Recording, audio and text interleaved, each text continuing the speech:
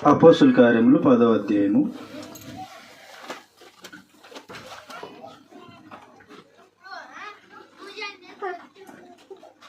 25వ వచనం నుంచి ఇలా రాయబడి ఉంది. అపోస్తుల కార్యములు 10వ అధ్యాయం 25వ వచనం నుంచి.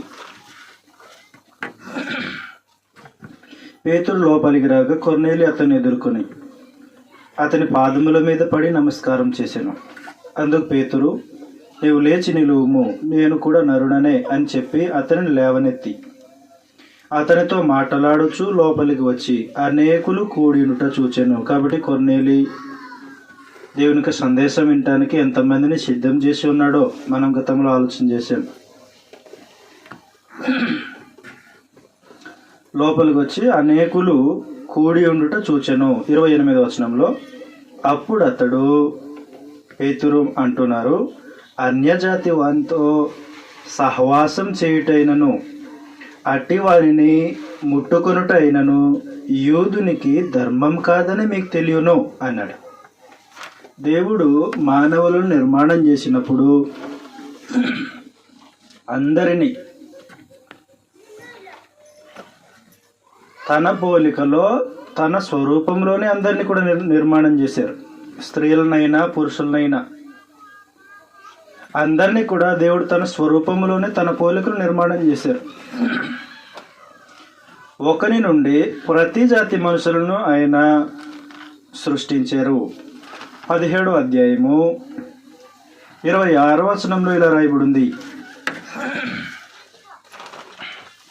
అపోస్తుల కార్యం 17వ అధ్యాయం 26వ వచనంలో, మరియు యావత్ భూమి మీద కాపురం ఉండుటకు ఆయన ఒకని నుండి ప్రతి జాతి మనుషులను సృష్టించి, కాబట్టి ప్రతి జాతి మనుషుల్ని సృష్టించారు. దేనికి సృష్టించారంటే ఆది కాండం 1వ అధ్యాయం 28వ వచనం, ఒకని నుంచి అనేక మందిని దేవుడు ఎందుకు సృజించారంటే ఆది కాండం 1వ అధ్యాయం 28వ వచనంలో, దేవుడు వారిని ఆశీర్వదించెను ఎట్లనగా, మీరు ఫలించి అభివృద్ధి పొంది విస్తరించి భూమిని నిండించి దానిని లోపరుచుకొనుడి అన్నాడు. కాబట్టి వారు ఫలించాలి, విస్తరించాలి, అభివృద్ధి పొందాలి, విస్తరించాలి. కాబట్టి ఒకరి నుండి ప్రతి జాతి మనుషుల్ని దేవుడు ఎందుకు సృజించారంటే భూమి మీద నరులు విస్తరించాలి. భూమి మీద అలా నరులు విస్తరించడం ఆరంభించారు. నేటికి దాదాపుగా భూమి మీద నివాసం ఉన్నవారు సుమారుగా 5,000 జాతుల మనుషులు నివాసం ఉన్నారు నేటికి. మరి జాతులు విస్తరించినప్పుడు భాషలు కూడా విస్తరిస్తుంది కదా, భాషలు. కాబట్టి ఆదికాండం 11వ అధ్యాయంలో 11వ అధ్యాయము 7వ వచనంలో ఇలా రాయబడి ఉంది. ఆది కాండము 11వ అధ్యాయం 7వ వచనంలో, గనుక మనం దిగిపోయి వారిలో ఒకని మాట ఒకనికి తెలియకుండా అక్కడ వారి భాషను తారుమారు చేయదము రండని అనుకునేను. 9వ వచనంలో, దానికి బాబేలను పేరు పెట్టిరి, ఎందుకనగా అక్కడ యెహోవా భూజనులందరి భాషను తారుమారు చేసాను. అక్కడ నుండి యెహోవా భూమి ఎందంతటా వారిని చెదరగొట్టాను. కాబట్టి మనుషులు చెదిరిపోయారు. బాబేలు గోపురం కట్టడం మొదలుపెట్టి కడుతున్నారు, పనిని కొనసాగిస్తున్నారు. పని కొనసాగిస్తున్నప్పుడు దేవుని సంకల్పం ఏంటంటే నరులు భూమి మీద విస్తరించాలి. అలా విస్తరించాలంటే వీళ్ళు విస్తరించకుండా ఒకే భాష మాట్లాడుతున్నారు, ఒకే చోట ఉన్నారు. అందుకని విస్తరింప చేయడానికి దేవుడు ఏం చేశారంటే ప్రతి మనుషులకి కుటుంబాల వారిగా భాషలు తారుమారు చేశారు. కాబట్టి ఆ భాషలు అర్థమైన మనుషులు, ఒకే భాష మాట్లాడే మనుషులు వేరువేరుగా చెదిరిపోయారు. ఎందుకు చెదిరిపోయారు అంటే అపోస్తుల కార్యం 17వ అధ్యాయం 20వ వచనంలో చెదిరిపోవడానికి కారణం ఏంటంటే వారు ఒకవేళ దేవుని తడవులాడి కనుగొందురేమో అని వారి నివాస స్థలం యొక్క పొలిమేరలను ఏర్పాటు చేశాను. కాబట్టి సరిహద్దులు, జాతులు విస్తరించారు. విస్తరించిన మనుషులు తమ సొంత భాషలతో మాట్లాడుతున్నారు. వాడు సరిహద్దులు నియమించేశారు. సరిహద్దుల్ని బట్టి వాళ్ళు తమ యొక్క జీవితాన్ని ముందు కొనసాగిస్తున్నారు. దేవుడు సరిహద్దులు నియమించింది. ఒకే జాతి ఒకే నుండి ప్రతి జాతి మనుషులు సృష్టించింది. ఆ తర్వాత ప్రతి జాతి మనుషుల్లో ఆయా భాషలు మాట్లాడేలాగా దేవుడు సృజించింది. దేనికేనంటే వారు ఒకవేళ దేవుని తడువులాడి కనుక్కుంటారేమో అనే ఉద్దేశం. కాబట్టి మనుషులు భూమి మీద విస్తరించారు, జాతుల ప్రకారం విస్తరించారు, భాషల ప్రకారం విస్తరించారు. కాబట్టి నేటికి దాదాపుగా 7,000 భాషలు మనుషులు మాట్లాడుతున్నారు దాదాపుగా. అదే లిపి లేని భాషలు ఇంకా అనేక భాషలు ఉన్నాయి. దేవుడు అబ్రహాము ద్వారా ఏర్పాటు చేసుకున్న జనాంగం మీద ఆయన ప్రత్యేకమైన దృష్టి పెట్టారు. ప్రత్యేకమైన దృష్టి పెట్టడానికి కారణం ఏంటంటే అబ్రహాము ద్వారా దేవుని సంకల్పమును ముందు కొనసాగించాలి అనేది దేవుని యొక్క నిర్ణయమై ఉంది. కాబట్టి అబ్రహాం గర్భం నుంచి వచ్చిన ఇశ్రాయేల్ ప్రజలకు దేవుడు ధర్మశాస్త్రం ఇచ్చారు. ధర్మశాస్త్రం ఇచ్చినప్పుడు ధర్మశాస్త్రముల సంగతి ఇప్పుడు పేతురు చెప్పారు కదా, అన్యజాతి వారిని ముట్టుట అయినను వానితో సహవాసం చేయటను సాంగత్యం చేయటను యూదునికి ధర్మం కాదు. కాబట్టి అన్యులు విస్తరించారు, అలాగే ఇశ్రాయేల్ ప్రజలు విస్తరించారు. ఇశ్రాయేల్ ప్రజలకి దేవుడు ధర్మశాస్త్రం అనుగ్రహించారు. నిర్గమకాండం 24వ అధ్యాయంలో 20 అధ్యాయంలో ధర్మశాస్త్రపు ఆజ్ఞలు ఇచ్చారు. ఆజ్ఞలు జారీ చేశారు. ధర్మశాస్త్రంలో ఆజ్ఞలు జారీ చేశారు. ద్వితీయోపదేశ కాండము 6వ అధ్యాయం చివరి వచనం 45వ వచనంలో ఆ ఆజ్ఞలను బట్టియే, ధర్మశాస్త్రములో ఉన్న ఆజ్ఞలను బట్టియే మనుషులు నీతివంతమైన జీవితమును జీవించగలరు. కాబట్టి ధర్మశాస్త్రం దేవుడు ఇశ్రాయేల్ ప్రజలకు ఎందుకు అనుగ్రహించారంటే నీతివంతమైన జీవితమును కాపాడుకోవడానికి, జీవించడానికి. ఆహార విషయంలో నీతిమంతులుగానే ఉండాలి, పరిశుద్ధంగానే ఉండాలి. ఆహార విషయంలో పరిశుద్ధంగానే ఉండాలి, సహవాసం విషయంలో పరిశుద్ధంగానే ఉండాలి. కాబట్టి అన్యజాతి మనిషి తనకు నచ్చిన ఆహార పదార్థాలు తింటాడు, అపవిత్రుడు అయిపోతాడు. ఇశ్రాయేల్ జనాంగంలో మనుషులు తమకు నచ్చిన ఆహారాన్ని తినేదానికి వీల్లేదు. దేవుడు అనుమతించిన ఆహారం మాత్రమే తినాలి, తమ పరిశుద్ధతను కాపాడుకునేవారు. ప్రత్యేకించి సంగతి మనం ఎందుకు ఆలోచన చేస్తున్నామంటే దేవుడు ప్రతి జాతి మనుషుల్ని భూమి మీద విస్తరింపచేశారు కదా. మనుషులు బార్డర్స్ పెట్టుకున్నారు, సరిహద్దులు పెట్టుకున్నారు. సరిహద్దులు పెట్టుకున్నప్పుడు మనుషులు ఒక జాతి మనిషి మరొక జాతి మనుషులతో విరోధం కూడా పెట్టుకున్నారు.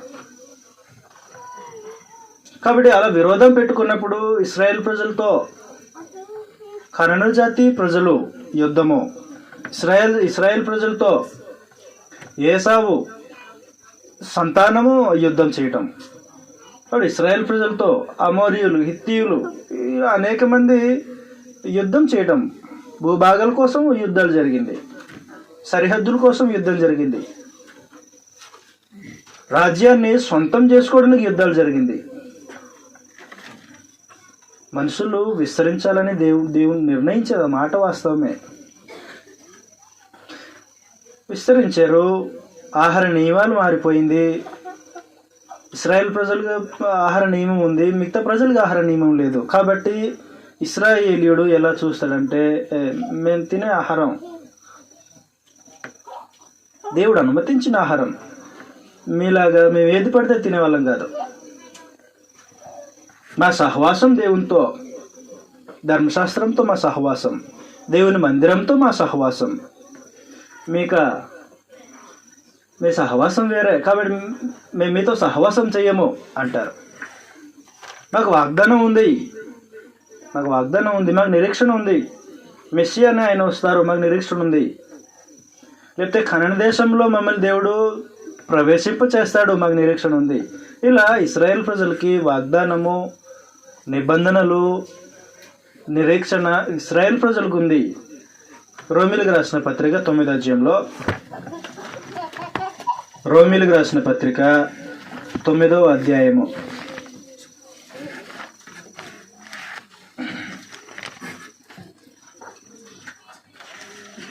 9వ 4వ వచనం నుంచి ఇలా రాయబడి ఉంది. వీరు ఇశ్రాయేలీయులు దత్తపుత్రత్వమును, మహిమయు, నిబంధనలను, ధర్మశాస్త్ర ప్రధానమును, అర్చనాచారాదులను, వాగ్దానములను వీరివి. పితరులు వీరివారు, శరీరమును బట్టి క్రీస్తు వీరిలో పుట్టెను. కాబట్టి ధర్మశాస్త్ర సంబంధమైన ప్రతి ఆజ్ఞలో ఇశ్రాయేల్ ప్రజలకు సంబంధించింది. ధర్మశాస్త్రంలో ఉన్న వాగ్దానాలు ఇశ్రాయేల్ ప్రజలకు సంబంధించింది. ధర్మశాస్త్రంలో ఉన్న నిరీక్షణ ఇశ్రాయేల్ ప్రజలకు సంబంధించింది. ప్రభువైన యేసు సైతము శరీరమును బట్టి ఇశ్రాయేల్ ప్రజలకు చెందినవారే. అందుకని సమస్తం ఇశ్రాయేల్ ప్రజలకు సంబంధించిందే. ఎంతో గొప్పతనం ఇశ్రాయేల్ ప్రజలకు ఉంటే 2వ అధ్యాయము రోమపత్రిక 3వ అధ్యాయం రోమిలకు రాసిన పత్రిక 3వ అధ్యాయం 1వ వచనంలో, అట్లయితే యూదునికి కలిగిన గొప్పతనమేమి? కాబట్టి యూదునికి గొప్పతనం వచ్చేసింది దేన్ని బట్టి అంటే ధర్మశాస్త్రాన్ని బట్టి, అందులో ఉన్న నిబంధనని బట్టి, దైవ ఆరాధనను బట్టి, అర్పణలు, ఇవన్నీ ఇశ్రాయేల్ ప్రజలు గొప్ప వ్యక్తులుగా చేసింది. ధర్మశాస్త్రంలో ఉన్న ప్రత్యేకతలు అవి. కాబట్టి ఇవి జరిగించని మనుషులు, లేకపోతే వీటికి దూరంగా ఉన్న మనుషులు, ఇతర జనాంగము, అన్యులు. ఈ అన్యులు వాగ్దాన నిబంధనలకు సమానమైన వారసులు కాదు. ఇశ్రాయేల్ ప్రజలతో అన్యులు సహపౌరులు కారు. గలతీయులకు రాసిన పత్రిక 4వ అధ్యాయంలో, గలతీ పత్రిక 4వ అధ్యాయము 8వ వచనం నుంచి ఇలా రాయబడి ఉంది. ఆ కాలమందైతే మీరు దేవుని ఎరుగని వారై నిజమునకు దేవుళ్ళు కాని వారికి దాసులై ఉంటారు గాని అన్నాడు. కాబట్టి దేవుళ్ళు కాని వారికి అన్నప్పుడు మరో రూపాన్ని వాళ్ళు కొలిచే మనుషులు. కాబట్టి ఇశ్రాయేలీయులకు దేవుడు సజీవుడు, సర్వశక్తిమంతుడు, ఉన్నవాడు. మిగతా జనాంగం యొక్క వారి యొక్క భక్తి ఆరాధనలు వేరే. అందుకని ఎందుకు ఇశ్రాయేల్ ప్రజలు మిగతా అన్యజాతుల్ని ప్రత్యేకంగా వేరుగా చూసేవారంటే ఈ విషయాలు. సహవాసం ఇశ్రాయేల్ ప్రజలతో ఉండేది కాదు.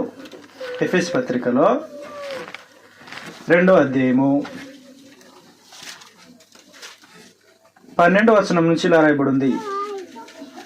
ఎఫెసు పత్రిక 2వ అధ్యాయం 12వ వచనంలో, ఆ కాలమందు ఇశ్రాయేల్తో సహపౌరులు కాక, ఇశ్రాయేల్ ప్రజలతో సహపౌరులు కాదు, అన్యులు సహపౌరులు కాదు.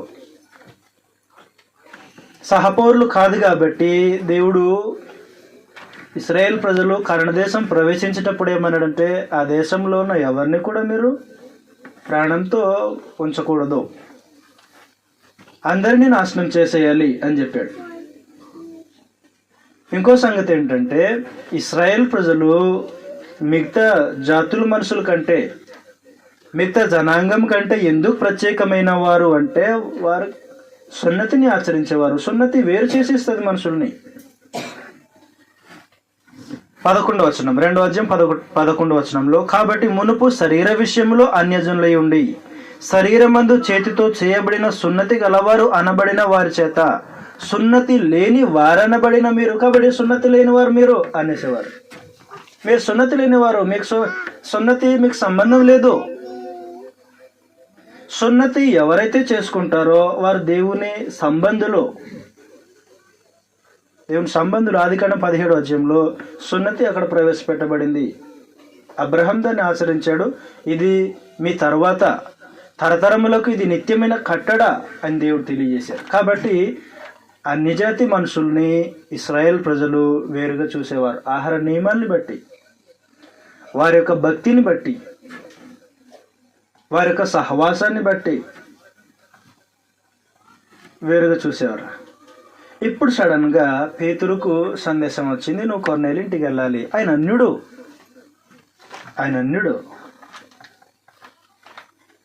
అన్యునింటికి ప్రవేశించి కొర్నేలు ఏమన్నాడంటే, ఇట్టి వారిని ముట్టుటైనను సహవాసం చేయటం యూదునికి ధర్మం కాదు అనేసాడు.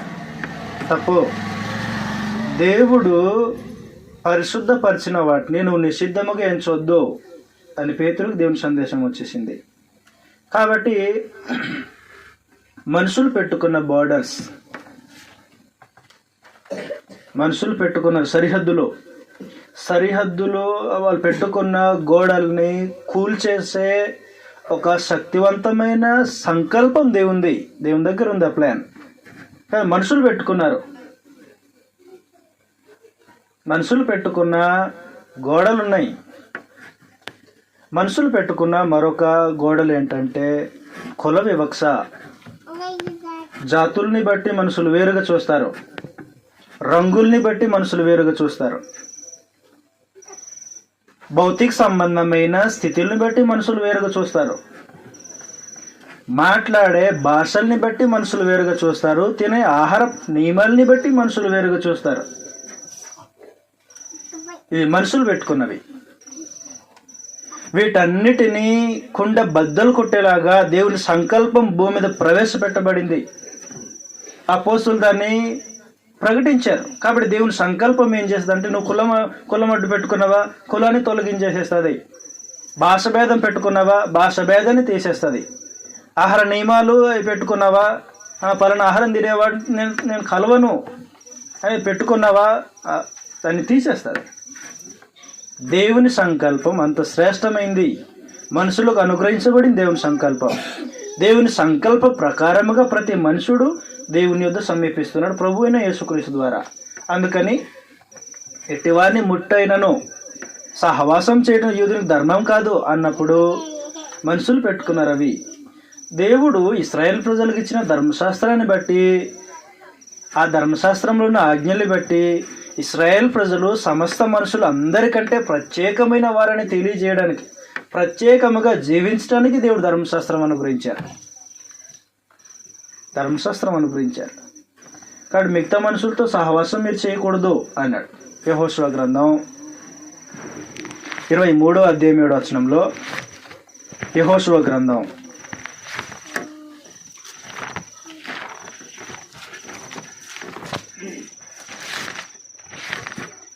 23వ అధ్యాయము 7వ వచనంలో, మీ యొద్ద మిగిలి ఉన్న ఈ జనుల సహవాసం చేయక, మీ యొద్ద మిగిలి ఉన్న ఈ జనుల సహవాసం. కాబట్టి ఆ జనులతో సహవాసం మీరు చేయొద్దు,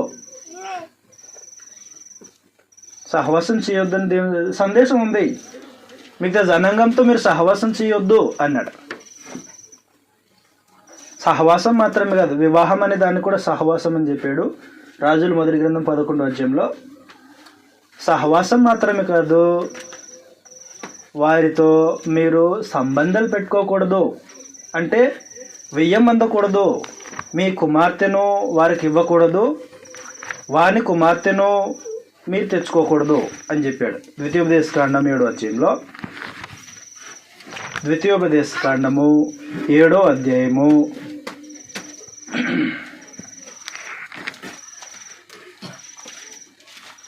1వ వచనం నుంచి ఇలా రాయబడింది. ద్వితీయోపదేశకాండం 7వ అధ్యాయం 1వ వచనం నుంచి, నీవు స్వాధీనపరుచుకొనబోవు దేశంలోనికి నీ దేవుడైన యెహోవా నిన్ను చేర్చి బహుజనములను అనగా సంఖ్యకును బలమునకును నిన్ను మించిన హిత్తీయులు, గిర్గాసీయులు, అమోరీయులు, కనానీయులు, పెరిజీయులు, హివ్వీయులు, యెబూసీయులను 7 జనములను నీ ఎదుట నుండి వెళ్ళగొట్టిన తరువాత నీ దేవుడైన యెహోవా వారిని నీకు అప్పగించినప్పుడు నీవు వారిని హతం చేయవలెను, వారిని నిర్మూలం చేయవలెను, వారితో నిబంధన చేసుకోనకూడదు. కాబట్టి నిబంధన ఇశ్రాయేల్ ప్రజల మధ్య నిబంధన జరగాలి, వారితో నిబంధన ఉండకూడదు, వారిని కరుణింపకూడదు, నీ వారితో వియ్యం అందకూడదు అనేసాడు. ప్రత్యేకంగా అన్యజాతి స్త్రీలను మీరు వివాహం చేసుకోకూడదు, అన్యజాతి పురుషులకు మీ కుమార్తెలనిచ్చి వివాహం చేయకూడదు అనేది ఆజ్ఞ ఉంది.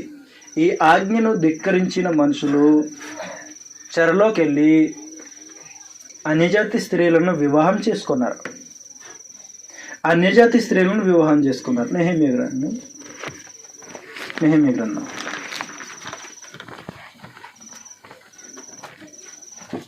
వివాహం చేసుకున్నప్పుడు సందేశం ఏంటంటే వీరు దేవునికి విరోధంగా పాపం చేసేసారు అన్నాడు. నెహెమ్యా గ్రంథం 13వ అధ్యాయంలో 25వ వచనం నుంచి ఇలా రాయబడింది. నెహెమ్యా గ్రంథం 13వ అధ్యాయం 25వ వచనంలో నుంచి, అంతటా నేను వారితో వాదించి వారిని శపించి కొందరిని కొట్టి వారి తల వెంట్రుకలను పెరికివేసి, మీరు వారి కుమారులకు మీ కుమార్తెలను ఇయ్యకయు మీ కుమారులకైనను మీకైనను వారి కుమార్తెలను పుచ్చుకొనకయు ఉండవలనని వారి చేత దేవుని పేరట ప్రమాణం చేయించి ఇట్టి కార్యములు జరిగించి ఇశ్రాయేల్ రాజైన సొలొమోను పాపం చేయలేదా? కాబట్టి అన్యజాతి స్త్రీలను వివాహం చేసుకోకూడదు. సొలొమోను చెడిపోయాడు, పాపం చేశాడు సొలొమోను. అనేక జనములలో అతని వంటి రాజు లేకపోయినను అతడు తన దేవుని చేత ప్రేరేపింపబడిన వాడే ఇశ్రాయేలందరి మీద రాజుగా నియమింపబడినను అన్య స్త్రీలు అతని చేత సహా పాపం చేయించలేదా? కాబట్టి అన్యజాతి స్త్రీలను ఎందుకు వివాహం చేసుకోకూడదంటే నువ్వు పాపం చేయటానికి వారు పురికొల్పుతారు. కాగా ఇంత గొప్ప కీడు చేయనట్లును మన దేవునికి విరోధముగా పాపం చేయనట్లును అన్య స్త్రీలను వివాహం చేసుకున్న మీ వంటి వారి మాటలను మేము ఆలకింపవచ్చునా? కాబట్టి అన్యజాతి స్త్రీలను వివాహం చేసుకున్న మనుషుల యొక్క మాటలు ఇశ్రాయేల్ ప్రజలు ఎవరు కూడా పట్టించుకోకూడదు, పట్టించుకునేవారు కాదు. నువ్వు నాకు చెప్పేది ఏంటి? నువ్వు చేసుకున్న వివాహం అంటారు. నువ్వు దేవునికి విరోధమైన పాపం చేసావు, అన్యజాతి స్త్రీని వివాహం చేసుకున్నావు. అలాగూ ఇశ్రాయేల్ ప్రజలు మిగతా జాతుల ప్రజలకి భిన్నంగా బ్రతికేవారు. పాపం చేసిన వాళ్ళు ఉన్నారు, అందుకని ఇశ్రాయేల్ ప్రజలు ప్రత్యేకమైన రీతిలో జీవిస్తున్న జీవితం అది. నేడు మనం పెట్టుకున్నవి ఏంటంటే మనం అన్యులం, మనం భాష భేద పెట్టుకున్నాం. ఆ పలానా భాష మాట్లాడే వారిని చులకనగా చూస్తాం. ఎవరి భాష వారికి గొప్పదే, మాట వాస్తవమే. కానీ వేరే భాష మాట్లాడే వారంటే మనకు గిట్టదు, నచ్చదు. అలాంటి వారిని మన ఇంటికి చేర్చుకోము, అలాంటి వారికి మనము ఆహార పానీయాలు కూడా ఇవ్వము. అదే ఆ వ్యక్తికి వేరే ఆహార నియమాలు ఉన్నాయనుకో, వేరే ఆహార అలవాట్లు ఉన్నాయనుకో, మరి అతనికి మనం దూరంగా జరుగుతాం. ఇవన్నీ మనుషులు పెట్టుకున్నప్పుడు దేవుని సంకల్పం భూమి మీద. అందుకని దేవుని సంకల్పంలో ఉన్న సంగతి ఏంటంటే కొలస్సీ పత్రిక 3వ అధ్యాయము 11వ వచనంలో ఇలా రాయబడింది. కొలస్సీ పత్రిక 3వ అధ్యాయం 11వ వచనం,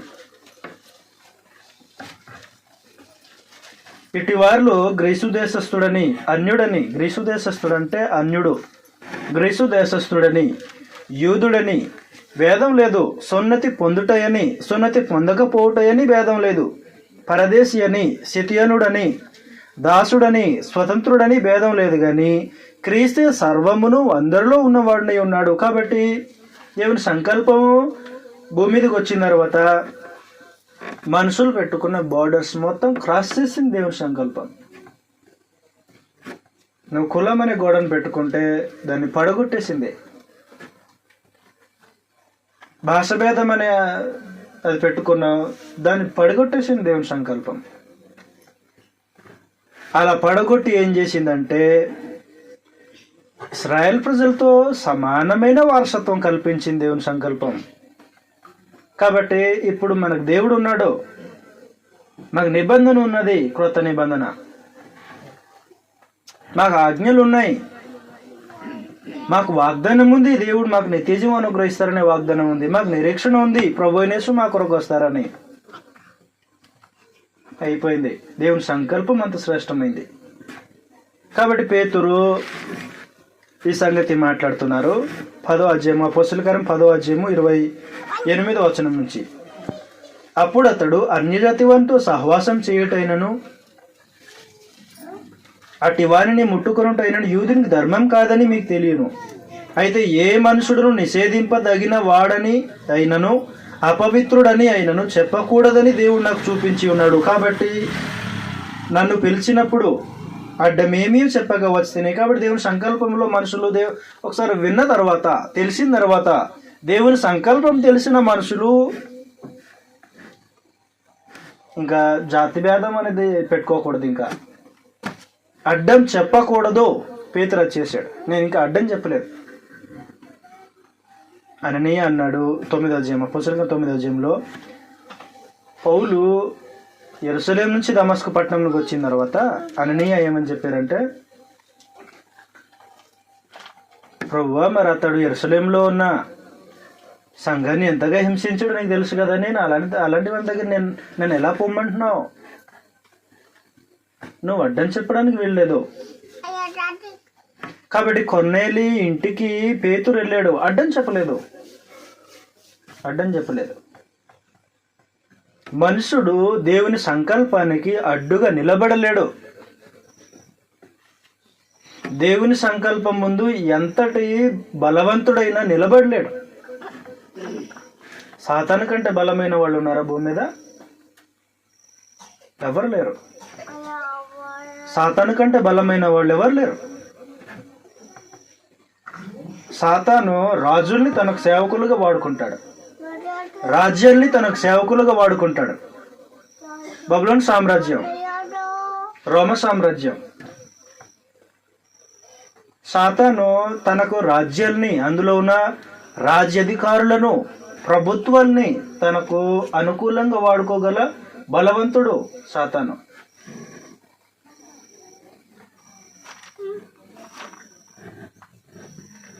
అలాంటి సాతాను దేవుని సంకల్పం ముందు నిలబడలేకపోయాడంటే దేవుని సంకల్పం ఎంత గొప్పదో ఆలోచన చేయండి. అందుకని వచ్చేసాడు. ఏంటి సంగతి? నన్ను పిలిపించరు కదా, ఏంటి సంగతి, ఏం జరిగిందో చెప్పు అన్నాడు. ఇది పలానా సంగతి, గతంలో జరిగిన సంఘటన చెప్పేశాడు కొర్నేలి. చెప్పేసిన తర్వాత 33వ వచనంలో ఇలా రాయబడింది చూడండి. వెంటనే నిన్ను పిలిపించితిని, నీవు వచ్చినది మంచిది. ప్రభువు నీకు ఆజ్ఞాపించినవన్నీ వినుటకు ఇప్పుడు మేమందరం దేవుని ఎదుట కూడి ఉన్నామని చెప్పాను. కాబట్టి ప్రభువు ఆజ్ఞాపించినవన్నీ, ప్రభువు నీకు ఆజ్ఞాపించినవన్నీ వినుటకై ఇప్పుడు మేమందరం దేవుని ఎదుట ఇక్కడ కూర్చొని ఉన్నాం. కాబట్టి దేవుని సంకల్పము వినగోరే వారికి ప్రభు యొక్క ఆజ్ఞలన్నీ, అన్ని ఆజ్ఞలు, నాకు ఈ ఆజ్ఞ నచ్చలేదన్న తీసేయండి చెప్పడానికి కుదరదు. అన్ని ఆజ్ఞలు. దేవుని సంకల్పం వినడానికి ఇష్టపడ్డావా? అన్ని ఆజ్ఞలు విను. ఎందుకు అన్ని ఆజ్ఞలు వినాలి అని అంటే, ఇందాక చెప్పాను కదా, ద్వితీయోపదేశకాండం 6వ అధ్యాయం చివరి వచనంలో సమస్తమైన ఆజ్ఞలు పాటించిన ఇశ్రాయేల్ ప్రజలు అప్పుడు వారు నీతిమంతులు అవుతారు. క్రొత్త నిబంధనలో ఆజ్ఞలు ఉన్నాయి. ప్రభు ఆజ్ఞాపించిన అన్ని ఆజ్ఞలు పాటించు నిత్య జీవం చేపట్టడానికి. అందుకని ఇది మేము పెట్టుకున్న పరిస్థితులు, మా పరిస్థితులు ఇది. మీరు అన్యులు, మేము ఇశ్రాయేల్ ప్రజలు. అప్పుడు దేవుని సంకల్పము ఇలా చెప్తున్నాడు పేతురు. అందుకు పేతురు నోరు తెరిచేట్లా, నేను దేవుడు పక్షపాతి కాడు నిజముగా గ్రహించి ఉన్నాను. ప్రతి జనములను ఆయనకు భయపడి నీతిగా నడుచుకున్న వారిని ఆయన అంగీకరించును. యేసుక్రీస్తు అందరికి ప్రభు. ఆయన ద్వారా దేవుడు సమాధానకరమైన సువార్తను ప్రకటించి ఇశ్రాయేలులకు పంపిన వర్తమానం మీరు ఎరుగుదురు. యోహాను బాప్తిస్ము ప్రకటించిన తర్వాత గలిలయ మొదలుకుని యూదయ అందంతటా ప్రసిద్ధమైన సంగతి మీకు తెలియను. కాబట్టి ఏం చెప్తున్నాడంటే, ప్రభు యేసు యొక్క మరణం గురించి చెప్పాడు చూడండి 38వ వచనంలో. ఏంటంటే, అదేదనగా దేవుడు నజరేయుడైన యేసును పరిశుద్ధాత్మతోనూ శక్తితోనూ అభిషేకించున్నదే దేవుడు ఆయనకు తోడై ఉండెను గనుక ఆయన మేలు చేయొచ్చు, అపవాచేత పీడింపబడిన వారిని అందరినీ స్వస్థపరచు సంచరించుండెను. ఆయన యూదుల దేశమందును యెరూషలేమునందును చేసిన వాటన్నిటికీ మేము సాక్షులం. ఆయనను వారు రానున వ్రేలాడదీసి చంపిరే. కాబట్టి ప్రభువు యొక్క మరణము చంపేసిన తర్వాత సమాధి చేశారు. సమాధి చేసిన తర్వాత ప్రభువు యేసును దేవుడు తిరిగి లేపారు అని సంగతి చెప్తున్నాడు చూడండి 40వ వచనంలో. దేవుడు ఆయనను 3వ దినమున లేపి ప్రజలందరికీ కాక దేవుని చేత ముందుగా ఏర్పరచబడిన సాక్షులకే, అనగా ఆయన మృతుల్లో నుండి లేచిన తర్వాత ఆయనతో కూడా అన్నపానములు పుచ్చుకున్న మాకే ఆయన ప్రత్యక్షం కనబడినట్టుగా అనుగ్రహించెను. కాబట్టి సువార్త ప్రకటించేశాడు పేతురు. ఎంత శ్రేష్టమైన సంగతి! శ్రేష్టమైన సంగతి. మనుషుల యొక్క అంతరంగంలో కూరుకుని పోయి ఉన్న చెత్త మొత్తం బయటికి తీసే సంగతి దేవుని సంకల్పమే. అందుకని పౌలు ఏమన్నారంటే అపోస్తలుల కార్యం 20వ అధ్యాయంలో దేవుని సంకల్పం అంతయు మీకు తెలియజేశానన్నాడు. ఏమీ దాచుకోకుండా సమస్తాన్ని, దాని దేవుని సంకల్పం మొత్తం నేను మీకు ప్రకటించేశాను. ప్రయోజనకరమైనది ఏది దాచుకొనక ఇంటింటను బహిరంగముగాను నేను మీకు బోధించాను, ప్రకటించాను అన్నాడు. దేవుని సంకల్పం మనుషులు గలగు అనుగ్రహించబడింది. అది దేని చేత అంటే దేవుని దయచేత. ఎఫెస్ పత్రిక మొదటి అధ్యాయంలో, ఎఫెస్ పత్రిక మొదటి అధ్యాయం 4-6 వచనాలు ఇలా రాయబడి ఉంది. ఎఫెస్ పత్రిక మొదటి అధ్యాయం 4-6 వచనాల్లో, ఎట్లనగా తన ప్రియునియందు తాను ఉచితంగా మనకు అనుగ్రహించిన తన కృపా మహిమకు కీర్తి కలుగునట్లు తన చిత్త ప్రకారమైన దయా సంకల్పం చొప్పున. కాబట్టి దయ మనుషులకి అనుగ్రహించిన సంకల్పం, దేవుని సంకల్పం దయ. దయచేత సంకల్పం మనుషులకు అనుగ్రహించబడింది. సమానమైన వారసత్వం, సమానమైన వాగ్దానం, సమానమైన నిరీక్షణ. ఇక్కడ భౌతిక సంబంధంగా నేడు శరీర సంబంధమైన ఇశ్రాయేల్ ప్రజలున్నను క్రైస్తవులైతే భౌతిక సంబంధమైన శరీర సంబంధమైన ఇశ్రాయేల్ కంటే ఆత్మ సంబంధం ఇశ్రాయేల్ శ్రేష్టమైన వారు. వారు దేవుని ఇశ్రాయేలు అన్నారు గలతీ పత్రికలో. అందుకని ఒక వ్యక్తి ఎప్పుడైతే దేవుని సంకల్పం గురించి వింటాడో, దేవుని సంకల్పం గురించి విన్న ప్రతి వ్యక్తి ప్రభువు ఆజ్ఞాపించినవన్నీ వినడానికి సిద్ధపడాలి. ఏది విడిచిపెట్టకూడదు వినే విషయాల్లో. ఆజ్ఞలు జారీ చేయబడినప్పుడు అన్ని ఆజ్ఞల్ని పాటించిన వాడే దేవుని సంకల్పంలో నిలిచి ఉండగలడు. దేవుని సంకల్ప ప్రకారంగా తన జీవితాన్ని కట్టుకునే వాడేవాడంటే ప్రభు ఆజ్ఞాపించిన అన్ని ఆజ్ఞల్ని పాటించేవాడే. పాటించలేనివాడు, నాకు ఈ సంగతి నాకు నచ్చలేదు అనుకున్నవాడు అందులో నుంచి బయటికి వెళ్ళిపోతాడు. అందుకని దేవుని సంకల్పం మనకు అనుగ్రహించబడింది. దేవుని సంకల్పంలో మనం ప్రవేశించాం. ఎవరు బయటికి పోవద్దు. దేవుని సంకల్పం నుంచి బయటికి వెళ్ళిపోతే ఆ మనుషునికి గత్యంతరం అనేది ఇంకా ఉండదు.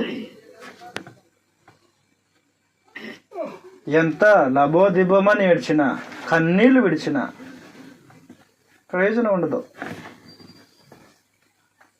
దేవుడు మనుషులకు ఏం చేసినా తను ఏర్పాటు చేసుకున్న సంకల్ప ప్రకారమే జరిగించాలనుకున్నాడు.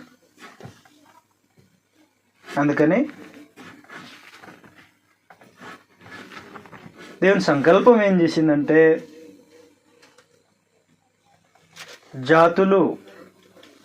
జాతుల వారిగా విస్తరించిన మనుషులు, ఆయా భాషలు మాట్లాడుతున్న వారు తాము ఏర్పాటు చేసుకున్న సరిహద్దు గోడల్ని